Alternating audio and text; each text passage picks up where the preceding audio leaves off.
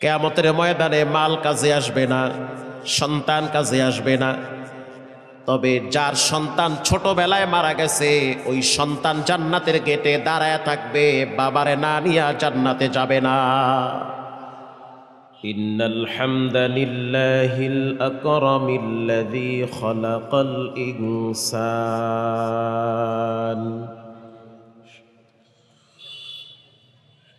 খলাকাল ইনসানা ওয়া কাররামা ওয়া আল্লামাহু মিনাল বায়ান।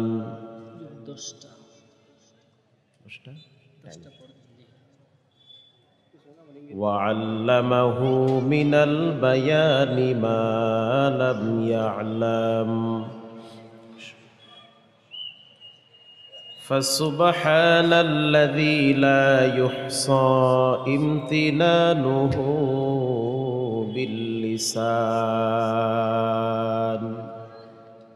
এই মনিটরের সাউন্ড দেন, মনিটরের সাউন্ড আরো স্মুথ করেন। لا يحصى امتنانه باللسان ولا بالقلم. ونشهد أن لا إله إلا الله وحده لا شريك له. ونشهد أن سيدنا وسندنا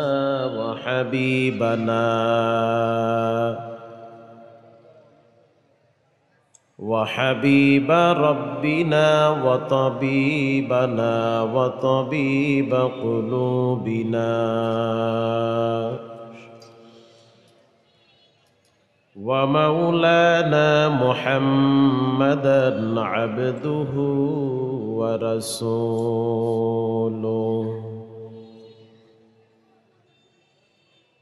الذي أرسله بالحق بشيرا ونذيرا وداعيا إلى الله بإذنه وسراجا منيرا.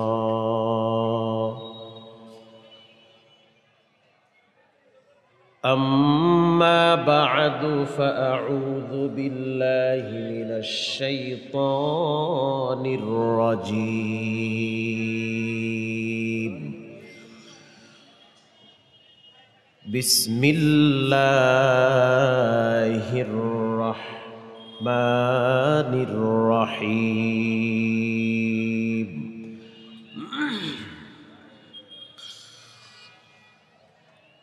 أرأيت الذي يكذب بالدين فذلك الذي يدع اليتيم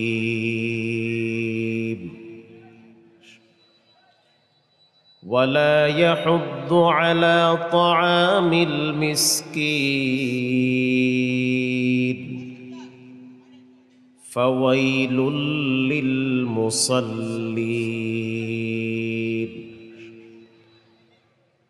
الذين هم عن صلاتهم ساهون الذين هم يراءون ويمنعون الماعون. ঘুম শব্দটা একটু কমান। وقال النبي صلى الله عليه وسلم من يرد الله به خيرا يفقهه في الدين. হচ্ছে أو كما قال النبي عليه الصلاة والسلام.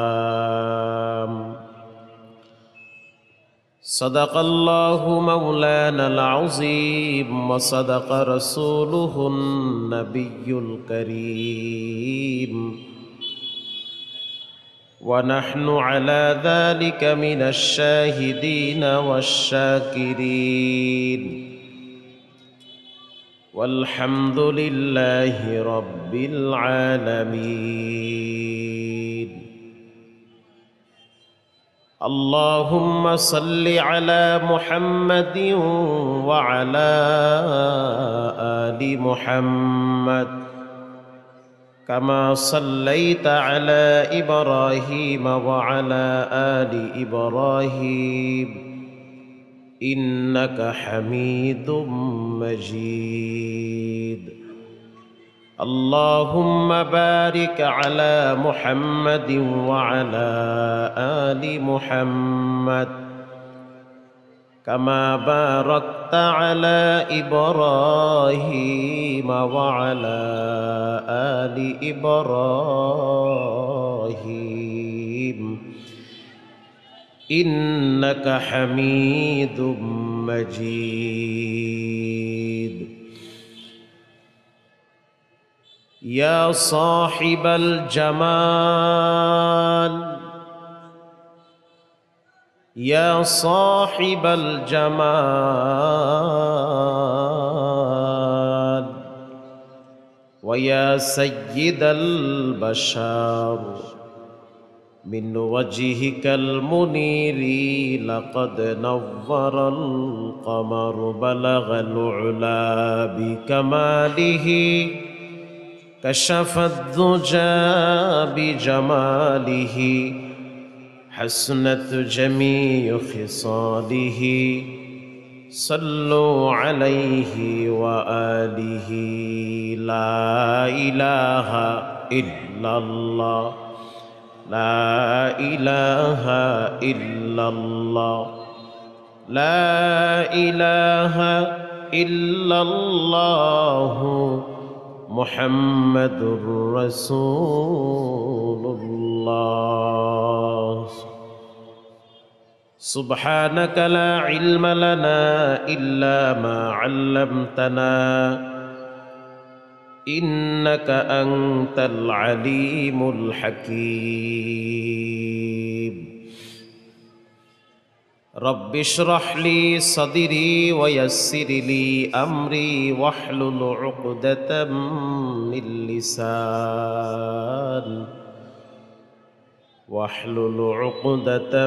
من لساني يفقه قولي.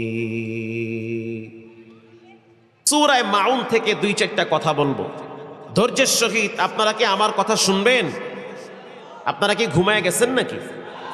একটু পরীক্ষা করব আমি, দেখি কে কে ঘুমাইছেন। নারায়ে তাকবীর, আল্লাহু আকবার, হাত তুলেন। আপনারা সবাই ঘুমায় গেছেন? মাশাআল্লাহ। সজাগ আছেন তো ইনশাআল্লাহ? সজাগ থাকেন। আল্লাহ রাব্বুল আলামিন কোরআনে বলেন, وَإِذَا قُرِئَ الْقُرْآنُ فَاسْتَمِعُوا لَهُ وَأَنصِتُوا لَعَلَّكُمْ تُرْحَمُونَ। যখন তোমাদের সামনে কোরআন তেলাওয়াত করা হবে তখন তোমরা চুপ থাকবে, আওয়াজ করবে না, দিলের কান লাগায় শুনবে। লাআল্লাকুম তুরহামুন, তোমাদের উপরে রহমত নাজিল করবে একজন, তিনি হলেন কে? ওয়া আনসিতু লাআল্লাকুম তুরহামুন।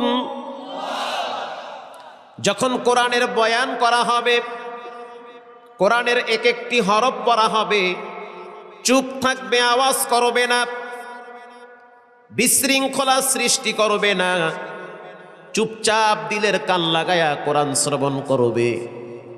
যার দিলটা শক্ত আছে, কোরআনের বয়ান শুনলে তার দিলটা নরম হয়ে যাবে, অন্তর পরিষ্কার হয়ে যাবে। শুধু তাই নয়, রব্বুল আলামিন বলেন লাআল্লাকুম তুরহামুন, তোমাদের উপরে একজনের পক্ষ থেকে রহমত নাজিল হবেন, তিনি হলেন কে? রহমত নাজিল হবে। প্রিয় ভাইয়েরা আমার, কোরআনুল কারীমের ভিতরে 114 সূরার অন্যতম একটি সূরার নাম হলো সূরা ইখলাস। আল্লাহর রাসূল বলেন, মান ক্বারাআ কুল হুয়াল্লাহু আহাদ, কেউ যদি জিহ্বা লড়াইয়া সূরা ইখলাস একবার পাঠ করে তার আমলনামায় 10 পারা কোরআনের সওয়াব জমা হয়ে যায়। এই বয়ান তো অনেক শুনছেন, অথচ খুব দামি কথা, এটা বিশুদ্ধ হাদিস, কোনো ভেজাল নাই। এটা আপনার মৃত্যুর পরেই কাজে আসবে। একজন সাহাবীর নাম হলো মুআবিয়া ইবনে মুআবিয়া। ইন্তেকালের পর তার জানাজায় 50,000 ফেরেশতারা আগমন করেছে। রাসূল আশ্চর্য হয়ে গেল, ভাই জিবরাইল, এত ফেরেশতারা জানাজায় কোথা থেকে আসলো, কেন আসলো? হযরত জিবরাইল আমিন বলে, ইয়া নবী আল্লাহ, এই সাহাবী সূরা ইখলাস এত বেশি তেলাওয়াত করত যে রব্বুল আলামিন এই সাহাবীকে সবচেয়ে বেশি ভালোবাসে, যার কারণে তার সম্মানার্থে জমিনের ভিতরে তার মৃত্যুর পরে জানাজায় 50,000 ফেরেশতা তাকে স্বাগতমের জন্য পাঠিয়ে দিয়েছে। এজন্য সূরা ইখলাস 3 বার পড়তে সময় লাগে 2 মিনিট। আকৃতিতে একেবারেই ছোট, তেলাওয়াত করতে সময় লাগে না, কিন্তু মিজানের পাল্লায় এটা হবে অনেক ভারী। আল্লাহর রাসূল বলেন, যে ব্যক্তি সূরা ইখলাস 3 বার পড়ে, রাসূলুল্লাহ বলেন তার আমলনামায় 1 খতম কোরআনের সওয়াব জমা হয়ে যায়। আরো জোরে বলেন সুবহানাল্লাহ। সূরা ইখলাস পড়েন, খালি 4 দোকানে বইয়া টুপি খুললে আর একজনের গীবত কইরেন না। আমাদের সময়গুলো তো কাটে চায়ের দোকানে, বিড়ি আর টিভির মাধ্যমে। আর অনেক যুবক ভাইরা আছে, তরুণ তরুণী, কিশোর কিশোরী আছে, এদের সময় কাটে পাবজি আর ফ্রি ফায়ার, টিকটকে। টিকটক বানাইতে গিয়ে অনেকে মরে, তারপরেও সোজা হয় না। কথা কন না কা, প্রায় মরে। প্রিয় ভাইরা আমার, এরকম একটি সূরা আছে, সূরার নাম সূরা তাকাসুর। আল্লাহর রাসূল বলেন, কে আসো সূরা তাকাসুর তেলাওয়াত করবা, কেউ যদি সূরা তাকাসুর তেলাওয়াত করে তার আমলনামায় 1000 আয়াত তেলাওয়াতের সওয়াব জমা হয়ে যায়। পড়তে লাগে মাত্র 1.5 মিনিট, 1 মিনিটে পড়া যায় সূরা তাকাসুর। এত সুযোগ সুবিধা দেওয়ার পরেও যদি বান্দা গ্রহণ না করে, বুঝতে হবে বান্দার কপাল খারাপ, বান্দার কপাল পুড়ে গেছে। অন্য এক হাদিসে আল্লাহর রাসূল বলেন, আজীব একটা সূরা আছে কোরআনের ভিতরে, যেই সূরাটার নাম হলো সূরা মুলুক। তাবারাকাল্লাযী বিয়াদিহিল মুলক ওয়া হুয়া আলা কুল্লি শাইইন কাদির।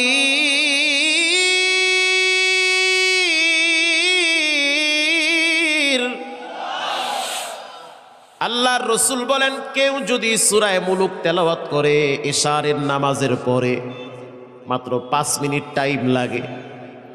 আল্লাহর রাসূল বলেন, কেউ যদি ইশারের পরে সূরা মুলুক তেলাওয়াত করে, আল্লাহ পাক তার মৃত্যুর পরে অন্ধকার কবরটা সূরা মুলুকের বরকতে আলোকিত করে দিবে।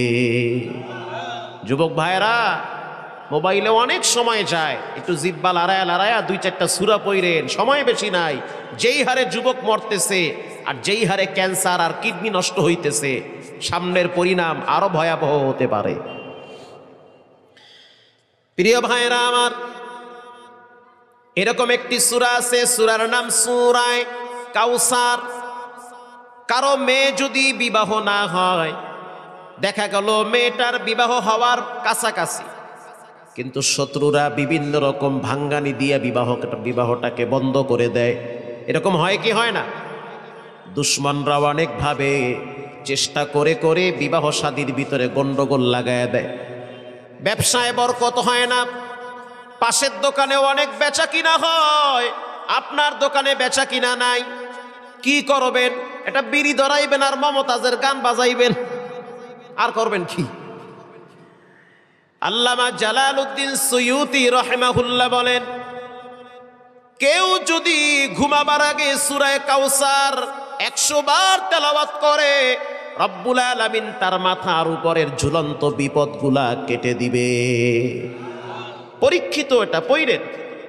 আর পড়বেন হাসবুনাল্লাহু ওয়া নি'মাল ওয়াকিল,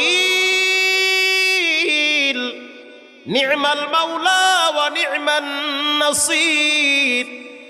আমি একজনের উপরে তাওয়াক্কুল করলাম, ভরসা করলাম, যার কাছ থেকে আমি সাহায্য চাই তিনি হলেন কে?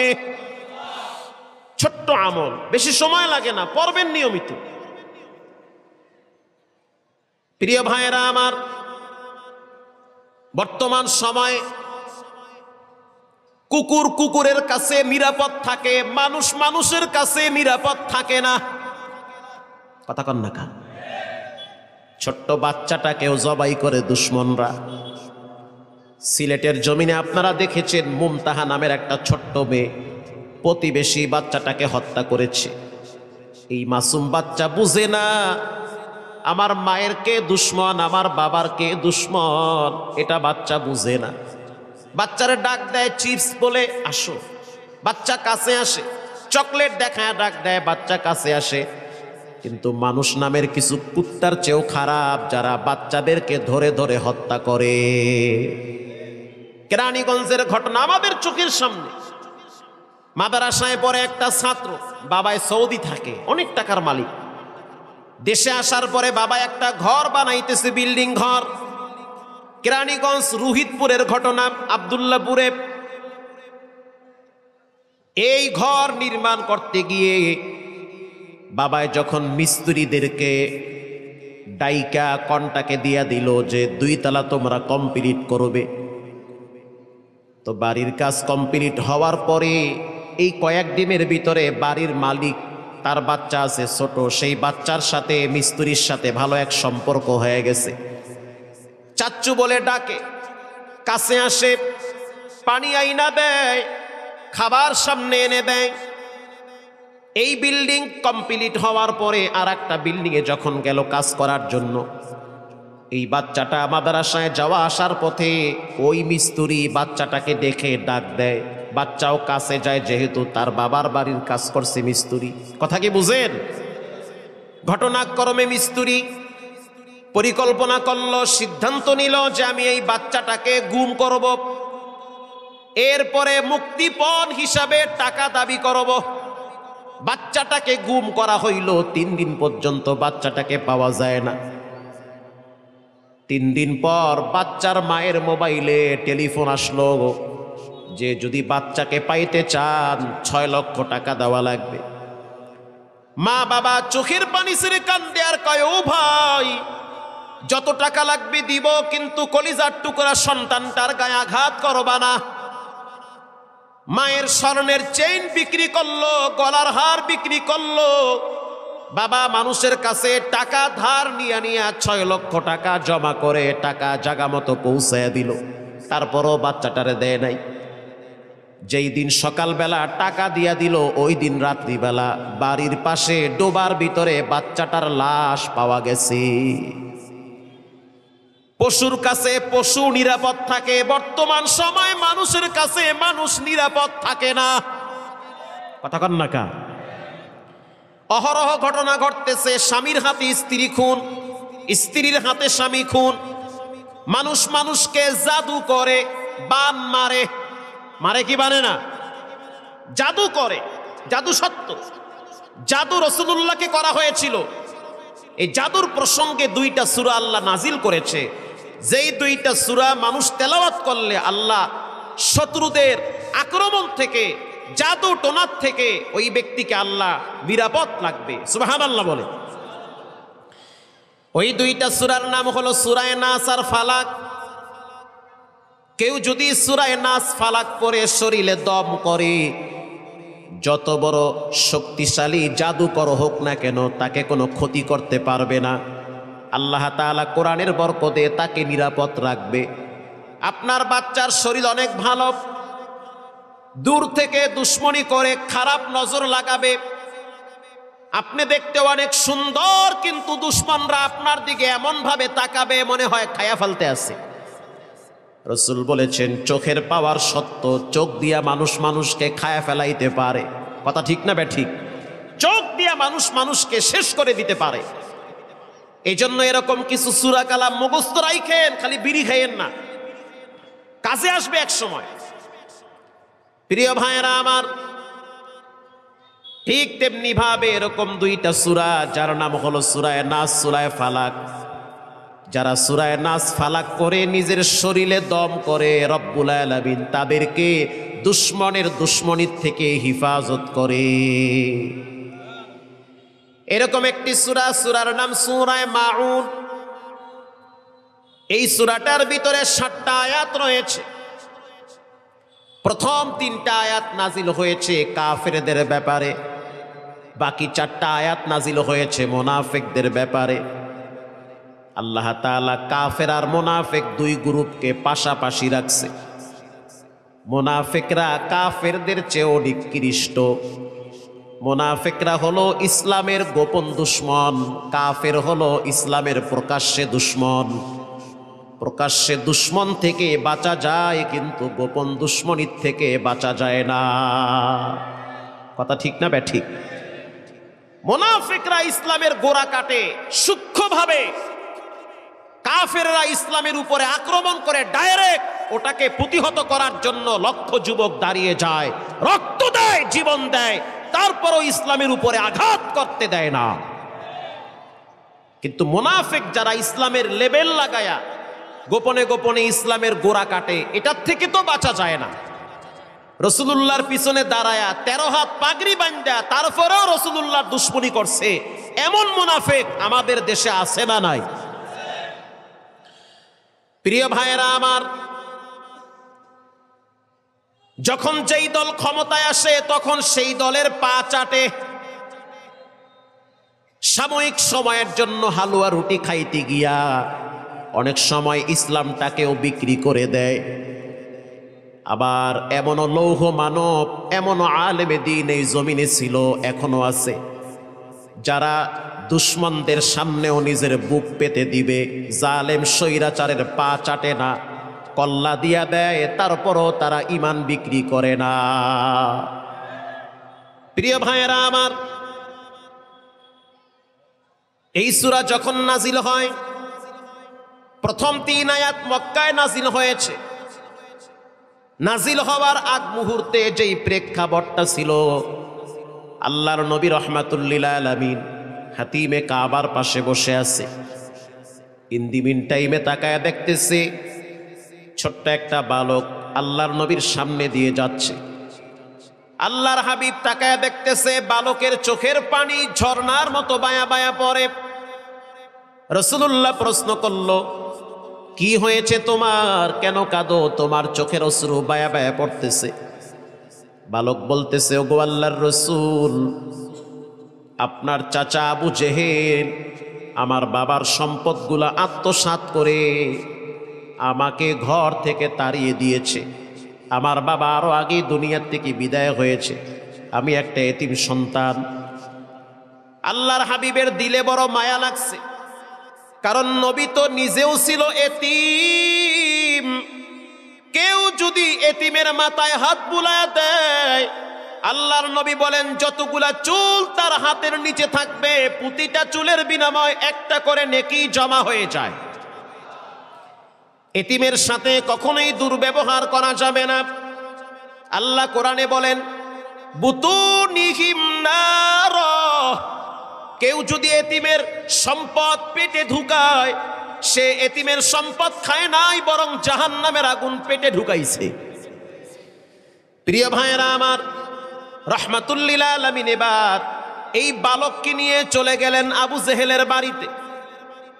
যাওয়ার পরে আবু জেহেলকে বয়ান শুরু করলেন, চাচা, এই বালক তো এতিম, এই বালকের বাবার যত সম্পদ ছিল আপনি তো গ্রাস করেছেন, দখল করে আছেন, আত্মসাৎ করেছেন। সম্পদগুলো আপনি ফিরাইয়া দেন, আপনি সম্পদ দিয়ে দেন। কেন আপনি এতিমকে কষ্ট দেন? একটা অসহায় মানুষ, ওর বাপ নাই, ও বালক, ছোট মানুষ, কেন আপনি ওকে কষ্ট দেন? সম্পদ ফিরাইয়া দেন। আবু জেহেল ক্ষিপ্ত হয়ে বলল, ভাতিজা, তুমি তোমার রাস্তায়, আমি আমার রাস্তায়, আমাকে বয়ান দিও না। নাউজুবিল্লাহ বলেন। আমাকে নসিহত করিও না। এবার আল্লাহর রসুল আরো মিষ্টি ভাষায় তাকে বয়ান শুরু করলেন। ও চাচা, যেই সম্পদ আপনি আত্মসাৎ করেছেন, এই সম্পদ খায়া তো আপনি মরতে পারবেন না। কিয়ামতের ময়দান এমন একদিন, যেই দিন কোনো সম্পদ কাজে আসবে না, সন্তান কাজে আসবে না, সম্পদ কাজে আসবে না। ওই দিনটা বড় কঠিন। ওই দিন হবে একটা ভয়ঙ্কর দিন, যেই দিন সন্তান বাবাকে পরিচয় দিবে না, বাপ সন্তানকে পরিচয় দিবে না। শুধু তাই নয়, প্রতিটা মানুষ উলঙ্গ অবস্থায় দাঁড়ায় থাকবে। কানা মিকদারুহু 50 আলফ সানাতিন মিম্মা তাউদ্দুন।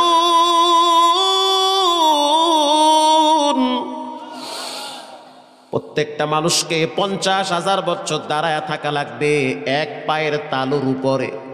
সূর্য মাথার উপরে চলে আসবে, সূর্যের তাপে মাথার ঘিলুগুলা টকবক টকবক করে ফুটবে। কেউ ঘামের সাগরে হাবুডুবু খাবে। শুধু তাই নয়, এক একজন নিজের হাত কামড়াইতে থাকবে আর আফসোস করবে, জীবনে কি করলাম, কেন আমি মানুষের হক নষ্ট করলাম, কেন হারাম খাইয়া কবরে গেলাম, কেন আল্লাহর সাথে নাফরমানি করলাম। ইয়াউমা ইয়াফিরুল মারউ মিন আখিহি ওয়া উম্মিহি ওয়া আবিহি ওয়া সাহিবাতিহি ওয়া বানিহি। আল্লাহু আকবার বলেন। সেদিন কেউ কাউকে পরিচয় দিবে না, তবে চিনবে। উনি আমার বাপ, উনি আমার মা, উনি আমার ভাই, চিনবে, বাট কি দিবে না, পরিচয় দিবে না। সবাই সবাইকে চিনবে। প্রিয় ভাইয়েরা আমার, আল্লাহর হাবিব যখন এই বয়ান শুরু করলেন, সম্পদ ফিরাইয়া দেন, এতিমের সম্পদ আত্মসাৎ করিয়েন না। কেউ যদি কারো 1 বিঘা জায়গা জবরদখল করে, জবরদখল বুঝেন, কথা কন না কেন? কেউ যদি কারো 1 বিঘা জায়গা, 1 বিঘা কি 1 হাত, একটুক জায়গা, 1 বিঘা জায়গা কেউ যদি কারো জোর কইরা খায়, তাহতাস সারা, আল্লাহর রসুল বলেন সাতবক জমিন তার গলায় ঝুলায় দিয়া কিয়ামতের ময়দানে দাঁড় করায় দিবে। সুবহানাল্লাহ। এটাও সুবহানাল্লাহ না নাউজুবিল্লাহ?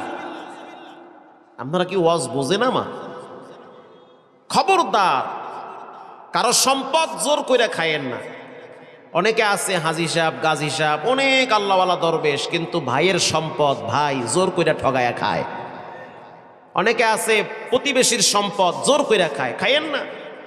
এগুলো বাদ দেন। হারাম খায়া মরলে শাস্তি হবে কবরে, সিজদা কবুল হবে না, লাভবাহিক কবুল হবে না, ফাও টাকা খরচ করে লাভ নাই, কবুলই তো হইবে না। আপনি ফাও আকাম করেন কা?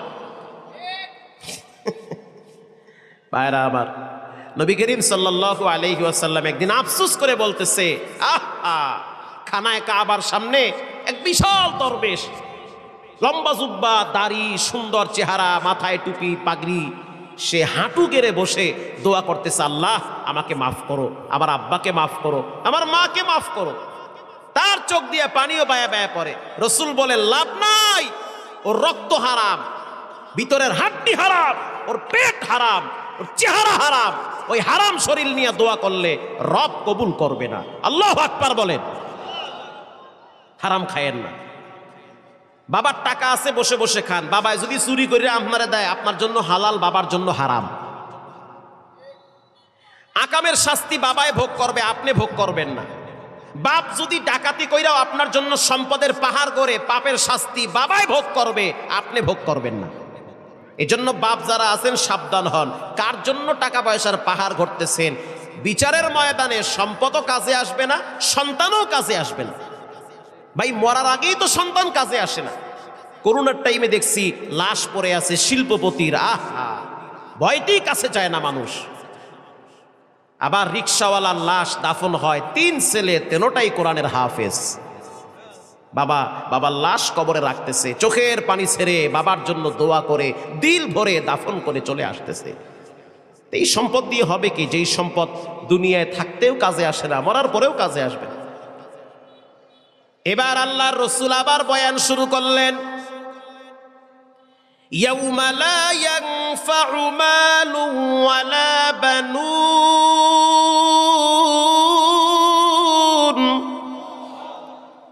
ইল্লা মান আতাল্লাহা বিকলবিন সালিম।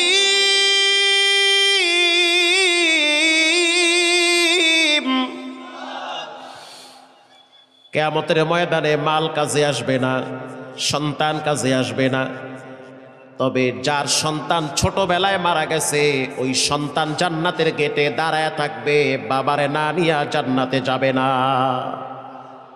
ছোট বাচ্চারা মারা যায় না, অনেক সময় তো পানিতে পড়েও মারা যায়, অসুস্থ হয়ে মারা যায়।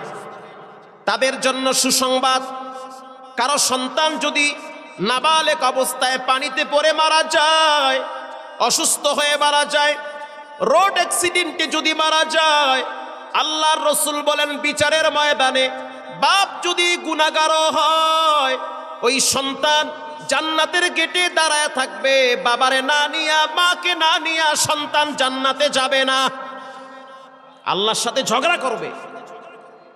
প্রিয় ভাইয়েরা আমার, আল্লাহর নবী যখন বয়ান করলেন, ও চাচা এতিমের হক বুঝায়া দেন, এতিমের চোখের পানি কিন্তু বিষ, এটা খায়া হজম করতে পারবেন না। কিয়ামতের ময়দান রে ভয় করেন, আল্লাহর সামনে দাঁড়াইবার দিনটারে ভয় করেন। রাসূলুল্লাহ এত বয়ান করলো, আবু জেহেল তো তার বয়ান গ্রহণ করে নাই, বরং আবু জেহেল বলেই ফেললো কিয়ামতের ময়দান আমি বিশ্বাস করি না। কিসের কিয়ামতের মাঠ, এটি আমি মানি না, এ কথাই বলল আবু জেহেল।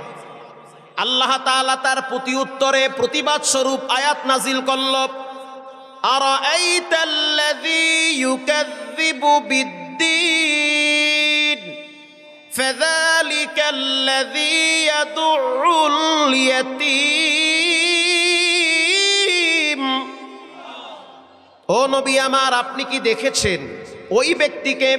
রাআইতাল্লাযী ইউকাযযিবু বিদ্দীন, কোন ব্যক্তি? বলে আবু জেহেল। বলেন কোন ব্যক্তি?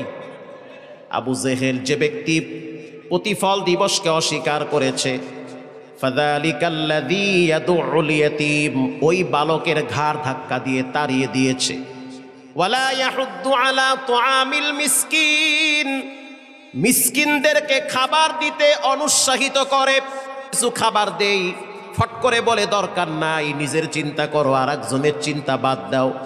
যারা কাফের, দুনিয়াদার, ফাসিক, ফুজ্জার, তারা বলে খাও দাও ফুর্তি করো, দুনিয়াটা মস্ত বড়, ঠিক না বেঠিক? আর যারা মুমিন মুসলমান তারা চিন্তা করে নিজে কম খাও আর একজনরে কিছু খাওয়াও। এই বয়ান যখন রাসূলুল্লাহ করার পরে আল্লাহ তাআলা প্রতি উত্তরে প্রতিবাদ স্বরূপ যখন আয়াত নাজিল করলেন, ও নবী আমার, আপনি কি দেখেছেন ওই ব্যক্তিকে যে কিয়ামতের দিন অস্বীকার করে আর এতিমের ঘাড় ধাক্কা দিয়া তাড়ায়া দেয়? শুধু তাই নয়, মিসকিনদেরকে, অসহায় মানুষকে খাবার দিতে অনুৎসাহিত করে। ভিন্ন এক হাদিসে আল্লাহর রাসূল বলেন, আফসুস সালাম, যে ব্যক্তি 3টা কাজ করবে তার জন্য জান্নাতের 8টা গেট থেকে ডাকা হবে। সুবহানাল্লাহ, তো আসতে কইলেন। 1 নম্বরে আফসুস সালাম, যে ব্যক্তি আগে আগে সালাম দেয়। সালাম, অনেকে আছে সালামটাও পারে না, অনেক কিছু পারে কিন্তু সালাম শিখে নাই। এর আগে তো এই স্বাধীন হওয়ার আগে অনেক মাহফিলের মঞ্চে নেতারা বক্তব্য দেওয়ার আগে সালাম দিত না? সালাম হলে তো অনেকে রুজু নষ্ট হয়ে যাইত, মানে মাইক লয়ে খাড়ায় কয় সালাম আলাইকুম, তার মানে শ্রোতা যারা আছে হ্যাগো মাথায় ঠাডা ভরুক, চাম আলাইকুম। এ কইছি কি, তোমার বাপের মাথা কইছো? শুদ্ধ করে সালাম দিতে পারলে দাঁড়াও, আর না দিতে পারলে চুপ থাকো, ইজ্জত নষ্ট করা যাবে না। সালামটাও শিখায় না, কয় সালাম আলাইকুম। সালাম এটা মানুষের ভাষা না, এটা কার ভাষা? আল্লাহ কোরআনে বলেছেন, সালামুন কাওলাম মির রাব্বির রহিম। কিয়ামতের ময়দানে জান্নাতের একটা এরিয়ার নাম আছে মসজিদ। ওই ময়দানে রব্বুল আলামিন ৭০,০০০ নূরের পর্দা ফাঁক করে প্রথম বান্দাদেরকে সাক্ষাৎ দেওয়ার পরে সালাম দিবে। আরো জোরে বলেন সুবহানাল্লাহ। তো সালামটা তো আল্লাহর ভাষা, কোরআনের ভাষা। এটা যদি শুদ্ধ করে না দেন পাপ আছে না নাই? এখন আমি শুদ্ধ করে আপনাদেরকে একটু সালাম দিচ্ছি, দেখি আপনারা উত্তর দিতে পারেন কিনা। আসসালামু আলাইকুম। একটু জিব্বার বোবান না হন, কি সমস্যা কি? আপনি একটু সুন্দর করে বলেন, যারা পারেন না একটু মুখটা বড় করেন, একটু জিব্বালা লড়াবেন। আসসালামু আলাইকুম। মাশাআল্লাহ। সালাম এমন একটা জিনিস, কিতাবুজ যুহদ ইমাম আহমদ ইবনে হাম্বল লেখেন, যে ব্যক্তি সালাম আগে দেয় আল্লাহ তাআলা তার কলব থেকে অহংকার দূর করে দেয়। সুবহানাল্লাহ। ওদিন এক ধনী মানুষ, উত্তরায় গার্মেন্টস আছে, উত্তরায় তো না, এইতে বাড্ডায়, তো বলতেছে হুজুর অনেক বছর হয়েছে বিয়ে করছি কিন্তু ঘরে শান্তি নাই। আমি বললাম শান্তির যেই মূল মেডিসিন সেটা ব্যবহার করেন। কি মেডিসিন? আমি বললাম শান্তির প্রথম মেডিসিন হলো সালাম। সুবহানাল্লাহ বলেন। বলেন শান্তির প্রথম মেডিসিন কি? আরো জোরে বলেন কি? সালাম। শান্তির প্রথম মেডিসিন, প্রথম সিঁড়ি হলো সালাম।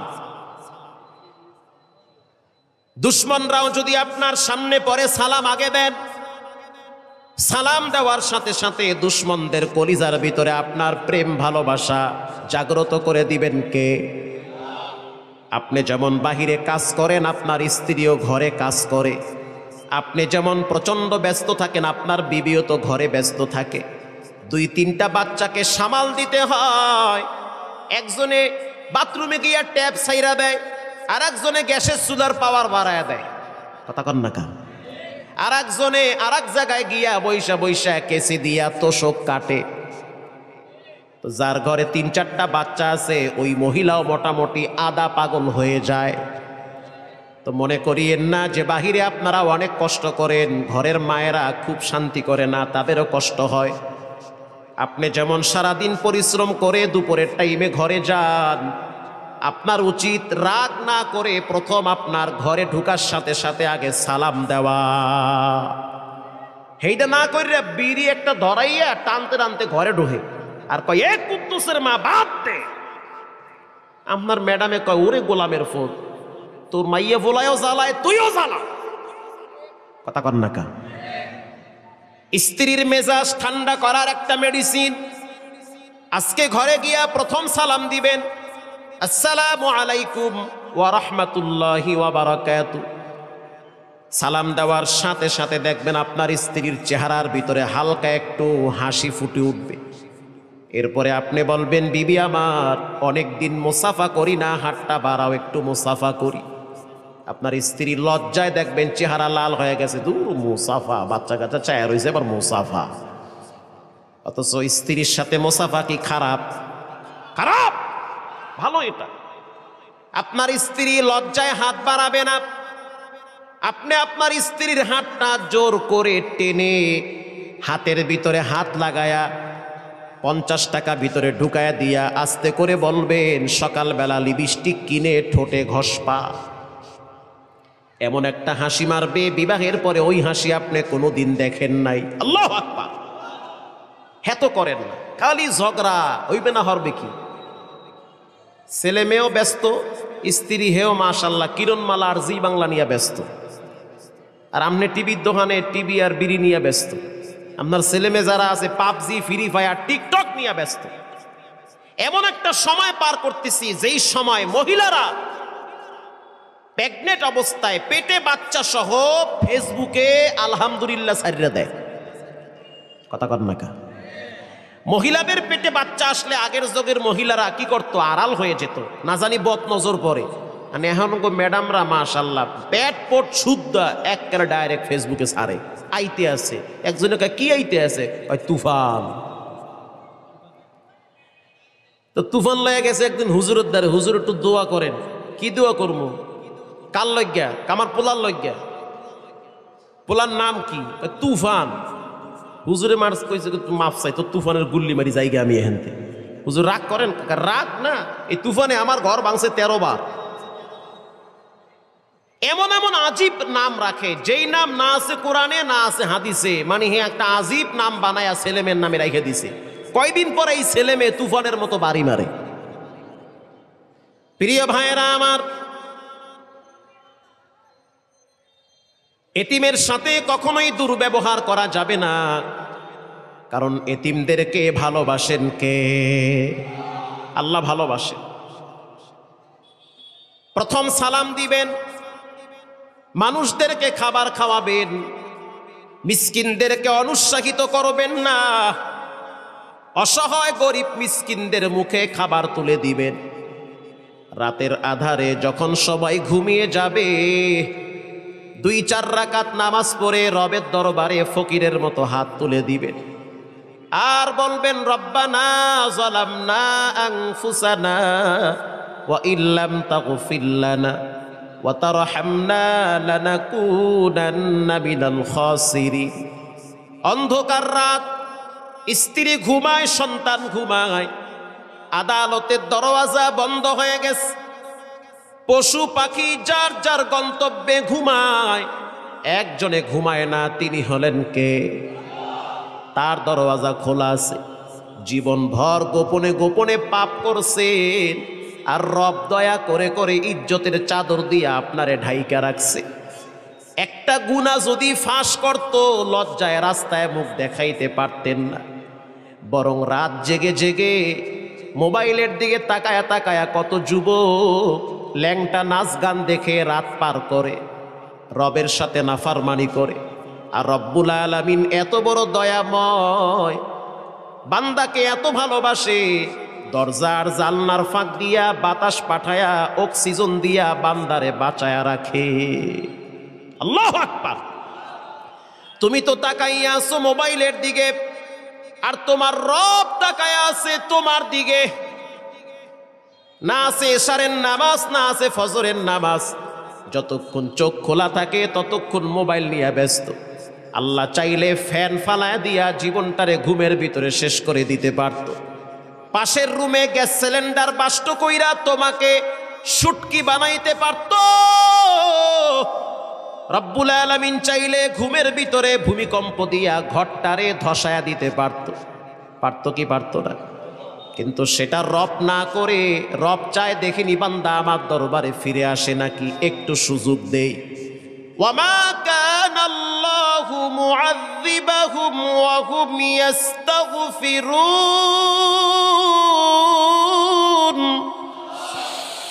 যদি বান্দা রবের দরবারে তওবা করে, ইস্তেগফার পড়ে, আল্লাহ এত খুশি হয়। শুধু একটু যদি বলে, আল্লাহ অতীতে অনেক অপরাধ করেছি, মাফ করে দেন, ক্ষমা চাই আপনার কাছে। আল্লাহর রাসূল বলেন, আত-তাইবু মিনায যামবি কামান লা যামবা লা। মায়ের পেট থেকে বাচ্চা আসলে যেমন কোনো পাপ নাই, কোন যুবক কোন মুরব্বী যখন রবের দরবারে খাঁটি দিলে তওবা করে, ওই বান্দার তেমন কোনো পাপ থাকে না। রবের দরবারে ক্ষমা চান। প্রিয় ভাইয়েরা আমার, এতিম মিসকিনদের সাথে ভালো আচরণ করেন।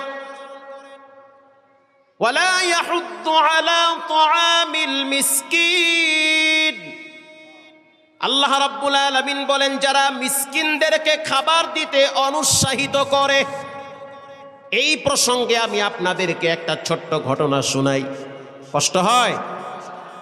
নবী করিম সাল্লাল্লাহু আলাইহি ওয়াসাল্লামের দরবারে একজন যুবক সাহাবী এসে বলতে আছে, ইয়া নবী আল্লাহ, যুদ্ধের ময়দানে আমার বাবা শহীদ হয়ে গেছে, ঘরে আমার মা আছে, 2-3টা বোন আছে, পুরা সংসারের দায়িত্ব আমার ঘাড়ে। আমার মনটা চায় আমি আমার বাড়িটাকে বাউন্ডারি করব। বাউন্ডারি বোঝেন তো? বাউন্ডারি, যেহেতু সংসারের দায়িত্ব আমার ঘাড়ে, সবাইকে আমাকে দেখে রাখতে হবে। বোনগুলা বড় হচ্ছে, তাদের বিবাহ শাদীর ব্যবস্থা করা লাগবে, নিজের বাড়িটাকে সেভ করা দরকার, পর্দার ব্যাপার আছে। কিন্তু আমি যখন বাউন্ডারি করতে গেলাম, ওই সময় বাউন্ডারির ভিতরে একটা খেজুর গাছ দাঁড়িয়ে আছে। খেজুর গাছের মালিক হলো পাশের জমিওয়ালা। তাকে আমি অনুরোধ করে বলছি যে খেজুর গাছের মূল্য দিয়ে দিব, কিন্তু সে কোনোভাবেই এটা মানতে রাজি না। এটার মূল্য নিবে না, খেজুর গাছও কাটবে না। খেজুর গাছটা না কাটলে আমি আমার বাউন্ডারিকে সুন্দর করে সোজা করতে পারি না। ওগো আল্লাহর হাবিব, আপনি যদি একটু বলেন তাহলে হয়তো সে খেজুর গাছটা কেটে নিয়ে আমাকে একটু সহযোগিতা করবে। আল্লাহর হাবিব সেই ব্যক্তিকে ডাকলো, নাম হলো আবু লুবাবা। ডাকার পরে বলল, এতিমের প্রতি একটু দয়াবান হও, এতিমের প্রতি একটু সহনশীল হও। গাছটা তুমি মূল্য নিয়ে যাও, গাছটা আমি কাইটা ফেলাই। আবু লুবাবা বলতে আছি, ইয়া নবী আল্লাহ, আপনি যদি আমাকে আদেশ করেন তো আমি মানতে বাধ্য, আর যদি আপনি আমাকে বলেন মানতেও পারো না মানতে পারো, যেহেতু গাছ আমার, তো আমি বলবো আমি আমার গাছ কাটতে চাই না, গাছ যেখানে আছে ওখানেই থাকবে। আল্লাহর হাবিব বলল, তোমার গাছ তুমি কাটতেও পারো নাও কাটতে পারো, তোমার এখতিয়ার, তবে অনুরোধ করতেছি তুমি তোমার গাছটা কেটে নিয়ে গেলে এতিমের প্রতি একটু যত্নশীল হবা। আল্লাহু আকবার। কাইটা নিয়ে যাও। সে বলল না, কাটবো না। ওই মজমার ভিতরে কিছু গরিব সাহাবী ছিল, তারা আফসোস করে বলতে লাগলো, যদি আজকে আমাদের সামর্থ্য থাকতো এই গাছটা কেটে এতিমের মুখে হাসি ফুটাইয়া দিতাম, কিন্তু সামর্থ্য তো নাই। এই সংবাদ একজন ধনী সাহাবীর কানে গেছে। ওই সাহাবীর নাম হলো দাহদা রাদিয়াল্লাহু তাআলা আনহু। মদিনার ভিতরে একজন অন্যতম শীর্ষস্থানীয় ধনী সাহাবী, প্রভাবশালী সাহাবী, সম্পদওয়ালা সাহাবী। দাহদা রাদিয়াল্লাহু তাআলা আনহুর কানে যখন আওয়াজ গেল খেজুর গাছটা যদি কেটে নেওয়া হয় তাহলে এতিম খুশি হবে, বাউন্ডারিকে সোজা করতে পারবে, দাহদা রাদিয়াল্লাহু তাআলা আনহু রাতের আধারে চলে গেল লুবাবার বাড়িতে। যাওয়ার পরে দরওয়াজায় নক করল, ও লুবাবা, আমি তোমার সাথে পার্সোনাল কথা বলতে চাই। লুবাবা যখন টের পাইল ধনী সাহাবী, যার মদিনার ভিতরে অনেকগুলা বাগান আছে, দেরি আর করে নাই, ধনী মানুষের কদর আছে না নাই। দরজা খুলে বেরিয়ে আসলো। আসার পরে তাকায়া দেখলো দাহদা রাদিয়াল্লাহু তাআলা আনহু তার বাড়িতে। এবার প্রশ্ন করলো, ভাই কেন আপনি আমার বাড়িতে আসলেন? অন্ধকার রাত, গরিবের বাড়িতে ধনীর পাড়া। দাহদা রাদিয়াল্লাহু তাআলা আনহু বলেন, ভাই আমার যে একটা বড় বাগান আছে তুমি কি জানো? বলে, হ্যাঁ জানি। ওই বাগানের ভিতরে প্রায় 1000 খেজুর গাছ আছে। শুধু তাই নয়, একটা মিষ্টি পানির কূপ আছে। ওই মিষ্টি পানির কূপ থেকে নবীজি নিজেও পানি পান করত। আল্লাহু আকবার। শুধু তাই না, ডুপ্লেস একটা বাড়িও আছে। ওই যুগে সবচেয়ে উন্নত মানের দামি একটা বাড়ি ছিল। দাহদা রাদিয়াল্লাহু তাআলা আনহু। এবার দাহদা রাদিয়াল্লাহু তাআলা আনহু বলল, ভাই লুবাবা, একটা খেজুর গাছ তুমি কেটে যদি নিয়ে যাও, আর এর পরিবর্তে আমার বাগান বাড়ি আর মিষ্টি পানির কূপ সহ পুরা বাগানটা তোমার জন্য আমি লিখে দিব, শুধু একটা গাছ তুমি আমাকে দাও। বলার সাথে সাথে সে রাজি হয়ে গেল যে হ্যাঁ আমি রাজি হয়ে গেলাম, কিন্তু তুমি যদি আবার সকালবেলা কথা ঘুরায় ফেলাও। দাহদা রাদিয়াল্লাহু তাআলা আনহু বলল, ভাই তোমার আমার মাঝখানে তৃতীয় কোনো ব্যক্তি নাই, সাক্ষী হিসাবে স্বয়ং আল্লাহরে বানাইছি। আল্লাহু আকবার। যাও সাক্ষী তোমার আমার মাঝখানে রব, এর মধ্যে কোনো প্রতিবন্ধকতা নাই, সাক্ষী আল্লাহরে বানায় দিলাম। প্রিয় ভাইয়েরা আমার, দাহদা রাদিয়াল্লাহু তাআলা আনহু এবার চলে গেল মসজিদে নববীতে। মসজিদে নববীতে যখন ঢুকলো, রাহমাতুল লিল আলামিন তার দিকে তাকায়াই মুস্কি হেসে দিল আর বলতে আছে, দাহদা মনে কষ্ট নিও না, দুনিয়ার সাময়িক বাগান যখন তুমি আল্লাহর দ্বীনের জন্য বিসর্জন দিলা, এতিমের মুখে হাসি ফুটাইলা, তোমার জন্য রব্বুল আলামিন জান্নাতের ভিতরে বিশাল একটা বাগানের ব্যবস্থা করেছে। দাহদা রাদিয়াল্লাহু তাআলা আনহু ফজরের নামাজ কমপ্লিট করার পর নিজের বাড়িতে চলে গেল। বাড়িতে যাওয়ার পরে ভিতরে প্রবেশ না করে দরওয়াজার সামনে দাঁড়ায় আছে। স্ত্রী বসে বসে কোরআন তেলাওয়াত করে। যখন দাহদা রাদিয়াল্লাহু তাআলা আনহু দরওয়াজার সামনে দাঁড়ায় সালাম দিল, স্ত্রী কোরআন শরীফ রেখে তিনি স্বামীকে স্বাগতম জানাইবার জন্য গেটের সামনে গেল। আর বলতেছে, স্বামী আমার ভিতরে আসেন, মারহাবান তয়্যিবান আহলান সাহালান, ভিতরে আপনি আসেন।